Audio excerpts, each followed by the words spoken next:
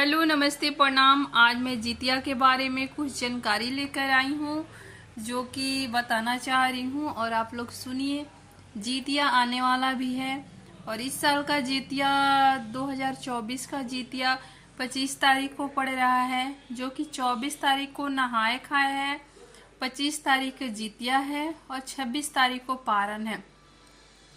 आश्विन महीने के कृष्ण पक्ष की अष्टमी तिथि को ये जितिया व्रत रखा जाता है और इस दिन सभी माताएं बहनें निर्जला व्रत करती हैं, क्योंकि अपने संतान की दीर्घायु लंबी आयु के लिए और स्वस्थ के लिए कामना करती हैं। और बहुत ही कठिन त्योहार ये है और उस नियम को माताएं बहनें पालन करती हैं, जो कि 24 तारीख से ही स्टार्ट हो जाएगा।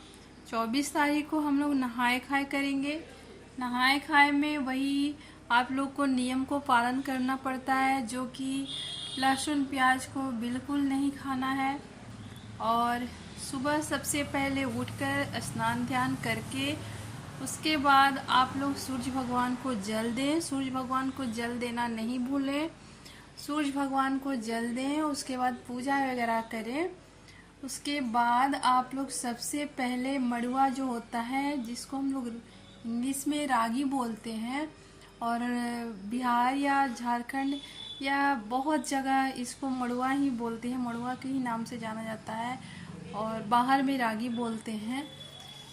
तो इस आटा को उस दिन बनाकर खाया जाता है। आप हलवा खाएं या जो भी बना के आप खा सकते हैं, लिट्टी खाएं, या मैं तो हलवा ही बनाती हूँ क्योंकि मुझे हलवा ही पसंद है।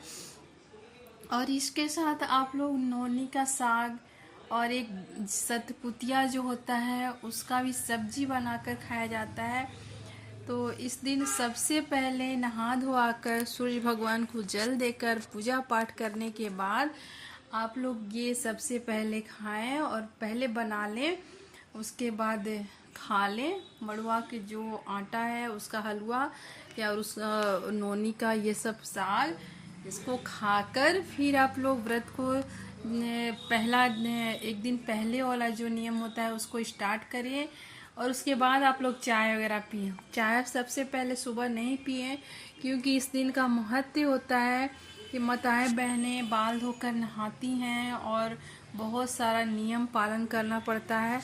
और सुबह उठकर ये सारा नियम करने के बाद आप लोग वो साग और मड़ुआ का जो हलवा होता है उसको खा लें, या आपके घर में जो बनता होगा या जैसा नियम होगा आप वो कर लें, लेकिन ज़्यादातर यही नियम है।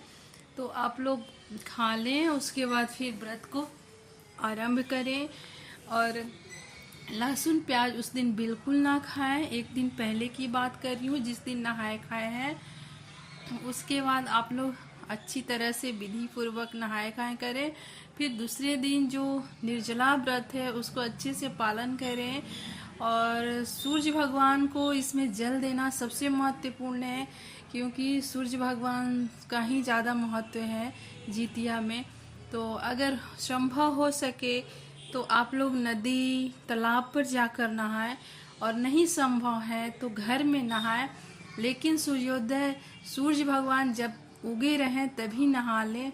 उसके बाद निर्जला दिन के आप शाम को नहाएं और फिर आप सूर्य भगवान को जल दें, फिर पूजा करें। पूजा में आपको जो भी फल लेना है, सेव केला या जो भी आपके पास उपलब्ध है वो ले सकते हैं। और एक बोलते हैं ना कि नेनुआ के पत्ता का ज़रूरत पड़ता है, उस पत्ते पर हम लोग जितिया का जो भी धागा होता है या जितिया भगवान होते हैं, जो भी आजकल तो लोग सोने में बनवा ले रहे हैं, तो उसको हम लोग रख लेंगे और पूजा करेंगे। उस पत्ते पर ही रखेंगे और पूजा करेंगे। और फिर हम लोग कथा सुनेंगे, और कथा सुनने के बाद उस जितिया जो भी धागा है या सोना में गढ़ है उसको हम लोग अपने गले में पहन लेंगे। और उसके बाद फिर रात भर निर्जला व्रत रखना है, दिन भर निर्जला व्रत रखना है। अगले दिन 26 तारीख को पारण हम लोग सुबह करेंगे। इस बार तो सुबह ही पारण दिया हुआ है, तो अच्छे से अपने नहा धोवा के फिर पूजा वगैरह करके सुबह में हम लोग पारण करेंगे। पारण करने के लिए विधि यही है कि कच्चा दूध की ज़रूरत पड़ती है, जो कि कथा में भी बताया गया है। आप लोग बोलेंगे तो मैं कथा भी लेकर आऊँगी। और कच्चा दूध को खीरा जो होता है उसका बिया ले लेना है।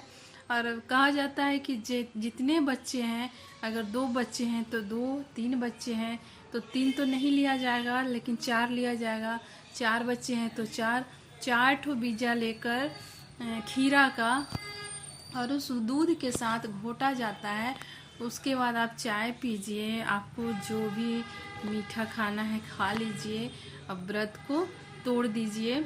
उसके बाद आप आराम से नमक वगैरह खाते रहिए, कोई टेंशन नहीं। जैसे बोलते हैं ना कि शरीर में पानी चल जाता है, थोड़ा सा चाय चल जाता है, या जो भी आपको पसंद है, नारियल पानी थोड़ा सा पी लेने के बाद शरीर में आराम मिल जाता है और थोड़ा फुर्ती आ जाती है, थोड़ा ताजगी आ जाती है। तो फिर और आप लोग को हाँ, पंडित जी के ज़रूर दान करें। जैसे आप लोग चावल, आलू, दाल या पैसा, ये सब सुबह ना नहाने के पहले आप निकाल के रख लीजिए, और नहाने के बाद पूजा वगैरह करने के बाद ये सब छू लीजिए। उसके बाद ही आप चाय पानी पीजिएगा, तो बहुत ही अच्छा फल मिलता है। और बच्चे का लंबी आयु, स्वस्थ बच्चे रहेंगे। और अगर हम जो भी व्रत कर रहे हैं तो उसको नियम से पालन करेंगे तो ज़्यादा अच्छा रहेगा। और आप लोग कुछ और ज़्यादा जानकारी चाहते हैं तो कमेंट करिएगा, मैं और जानकारी लेकर आऊँगी और बताऊँगी।